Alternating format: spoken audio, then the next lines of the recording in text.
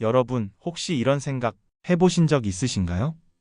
서울이든, 부산이든, 대구든, 창밖으로 보이는 아파트는 왜 이렇게 비슷하게 생겼을까요? 멀리서 보면 회색 직사각형이 줄지어 서 있습니다. 마치 복사해서 붙여 넣은 것처럼요. 심지어 동과 이름만 바뀌었을 뿐 구조도 비슷합니다. 우리는 그 안에서 살고 있죠. 결혼을 하고 아이를 키우고 부모님을 모십니다. 그런데 문득 이런 궁금증이 듭니다. 왜 한국 아파트는 다 비슷할까? 오늘은 그 이유를 자세히 함께 들여다보겠습니다. 한국의 아파트 풍경은 사실 하루아침에 만들어진 것이 아닙니다. 시간이 만든 모양이자 역사가 찍어낸 결과물이지요. 이 이야기는 한국 전쟁 이후로 거슬러 올라갑니다. 한국 전쟁 이후 우리나라의 많은 주택이 파괴되었고 1960년대 이후에는 산업화가 본격화되어서 사람들은 일자리를 찾아 도시로 이동합니다. 특히 서울의 인구는 빠르게 증가했습니다. 1970년 약 550만 명 수준이던 서울 인구는 1980년에는 800만 명을 넘습니다.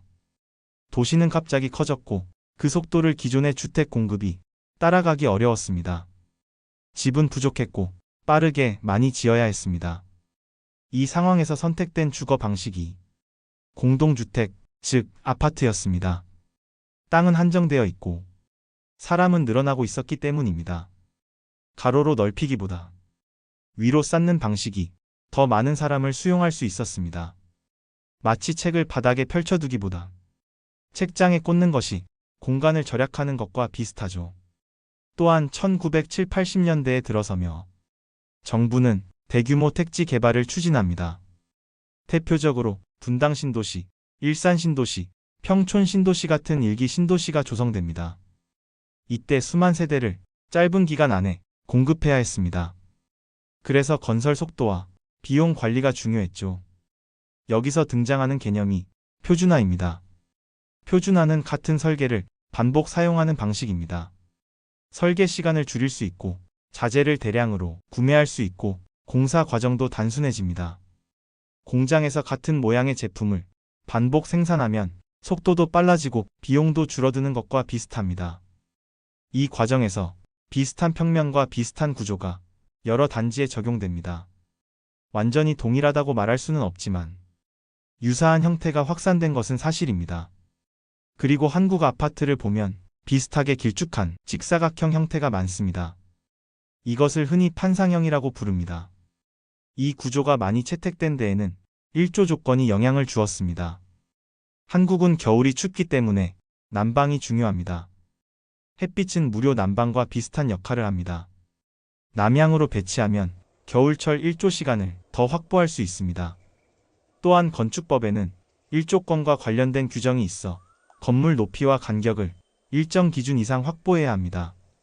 이 조건을 맞추다 보면 건물을 일렬로 길게 배치하는 방식이 자주 사용됩니다.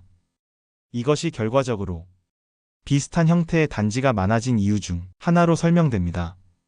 단 하나의 원인이라고 보기는 어렵지만 분명 영향을 준 요소입니다. 또 다른 이유는 구조 방식과 공사 효율입니다. 한국 아파트는 대부분 철근 콘크리트 구조입니다. 기둥과 벽으로 하중을 지탱하는 방식이죠. 이 구조는 반복 설계에 적합합니다. 같은 층을 위로 계속 쌓을 수 있습니다. 설계가 단순해질수록 공사 관리도 수월해집니다. 수천 세대를 짓는 상황에서는 작은 효율 차이가 큰 비용 차이로 이어집니다. 수저 하나를 1원 싸게 사는 것과 100만 개를 1원 싸게 사는 것은 전혀 다른 이야기이죠. 이처럼 공사 효율은 중요한 고려 요소였습니다. 그리고 마지막 이유는 수요자의 선호입니다. 남향, 포베이 구조, 판상형 배치. 이러한 요소는 오랜 시간 동안 시장에서 선호되어 왔습니다. 분양이 잘 되는 구조는 반복 적용될 가능성이 높고 소비자가 익숙한 구조를 선호하면 공급자도 그 구조를 택할 가능성이 커집니다. 마치 베스트셀러 공식이 여러 작품에 반복되는 것처럼 말입니다. 이제 다시 질문으로 돌아가 보겠습니다. 한국 아파트는 왜 비슷해 보일까요? 한 가지 이유로 설명하기는 어렵습니다. 전쟁 이후의 주택 부족, 급격한 도시화, 대규모 신도시 개발, 법적 기준, 공사 효율, 시장 선호. 이 요소들이 서로 겹치고 영향을 주고받으며 하나의 경향을 만들었습니다. 그 결과 도시의 스카이라인이 어느 정도 닮은 모습이 된 것입니다. 이것은 누군가 의도적으로 똑같이 지어라라고 결정한 결과라기보다는 여러 선택이 축적된 결과에 가깝습니다. 도시는 정책과 시장과 사람의 선택이 함께 그려낸 그림입니다. 그리고 한국은 짧은 시간 안에 빠른 변화를 겪었고 그 속도가 주거 형태에도 영향을 주었습니다. 오늘 우리는 한국 아파트의 모습이 어떻게 만들어졌는지 살펴보았습니다. 비슷해 보이는 풍경 뒤에는 그 시대의 고민과 선택이 있습니다. 도시는 그 나라의 역사와 닮아 있습니다. 이제 아파트 단지를 지나실 때 조금 다르게 보일지도 모릅니다. 왜 이렇게 생겼지? 라는 질문이 이런 흐름이 있었구나로 바뀔지도 모릅니다. 다음 세계의 이유에서는 또 다른 일상의 풍경 뒤의 숨은 이야기를 함께 살펴보겠습니다. 오늘도 시청해주셔서 감사합니다.